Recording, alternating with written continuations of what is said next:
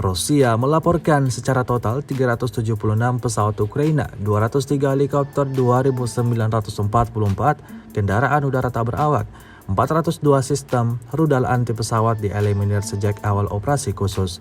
Sementara itu dari kubu Kiev, Kementerian Pertahanan Ukraina melaporkan 690 tentara Rusia dieliminir dalam sehari terakhir.